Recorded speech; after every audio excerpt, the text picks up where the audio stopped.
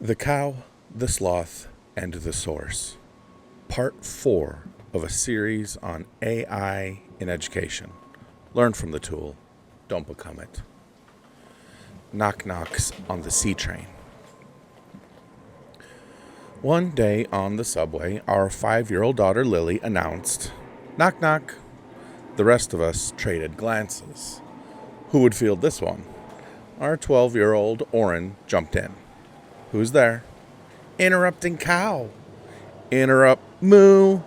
We all laughed. Then Oren fired back, "Knock knock." "Who's there?" "Interrupting sloth." "Interrupting sloth who?" He paused and paused. Finally, he said, "Moo." We cracked up.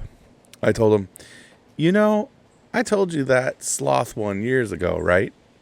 He looked stunned. No memory of it at all. Oren fell prey to what we all do from time to time: faulty source monitoring.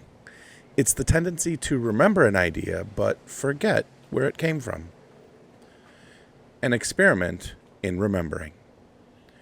As the science of reading, and now the science of learning, have deservedly taken on greater weight in education, I've tried to model better citation habits in my staff development with teachers. Usually, I know a source cold, but sometimes I catch myself saying, "I'm not sure whose idea that is. Let me check." Ironically, while starting the draft of this very article weeks ago, I forgot the source of the source monitoring research itself. It was Johnson, Hestrudy, and Lindsay, 1993. So I ran a little experiment. After rereading the paper, I asked ChatGPT for a summary of it that I could memorize, and then practice recalling the information without notes before checking back. I spaced the practice across hours and then days. I later folded in remembering another paper I'd been reading, The Illusion of Explanatory Depth. The idea that we often believe we understand something, like how toilets work, until we're asked to explain it. I practiced explaining the concept of source monitoring to the AI, connected it to my own life, and asked it for quizzes. We tried supports together, an acronym that fell flat, and a memory palace that worked surprisingly well. After a couple of weeks, I reflected on the whole process. I summarized what I had learned, judged what worked, and set goals. The AI even suggested further reading when I might return to the idea to strengthen my recall. The big 3. Through that process, I realized that AI can be used to amplify the most important science of learning strategies, what I call the big 3: retrieval practice, space practice, and interleaving.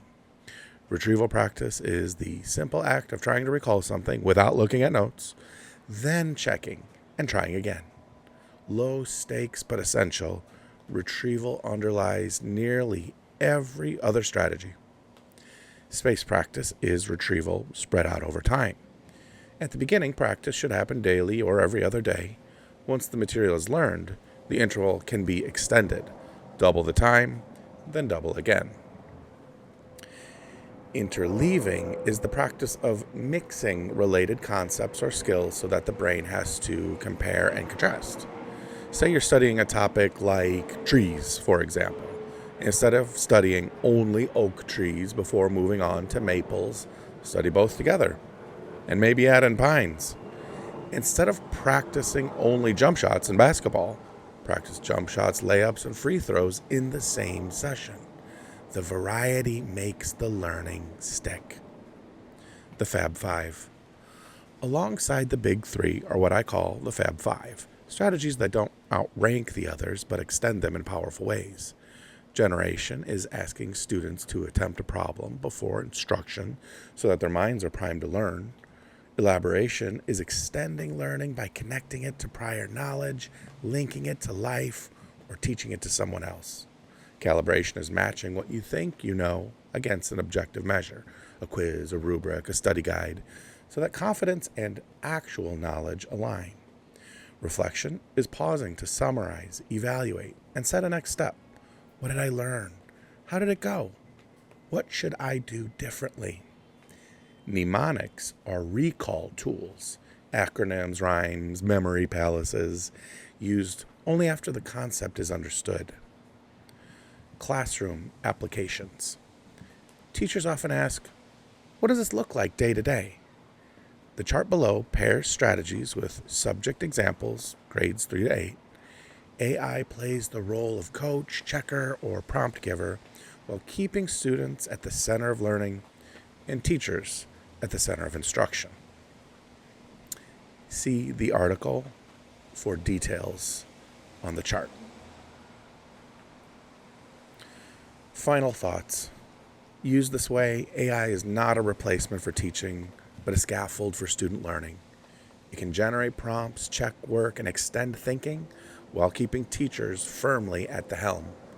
When paired with the strategies of cognitive science, AI helps make practice more consistent, feedback more immediate, and learning more durable. Do we need AI for all this? No, we don't.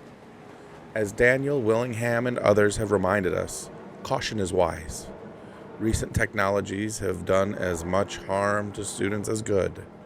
But if we choose to use AI with students, the best use is to strengthen their learning through strategies that matter most. We don't need to rush like the interrupting cow or stall like the interrupting sloth. The sweet spot is steady, thoughtful use, going to the source of effective strategies and letting the tool serve the learning, not the other way around.